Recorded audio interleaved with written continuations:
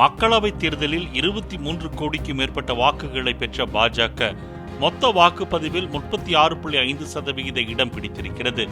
99 இடங்களில் வென்ற காங்கிரஸ் 21% வாக்குகளுடன் சுமார் 13 கோடி வாக்குகளை பெற்றது. சமாஜ்வாதி மற்றும் திரிணாமுல் காங்கிரஸ் கட்சிகள் சராசரியாக 4% வாக்குகளை பெற்ற நிலையில் ஒரு இடம் கூட வெல்லாத பகுஜன் சமாஜ் கட்சி 2%துடன் சுமார் 1.25 கோடி வாக்குகளை பெற்றுள்ளது.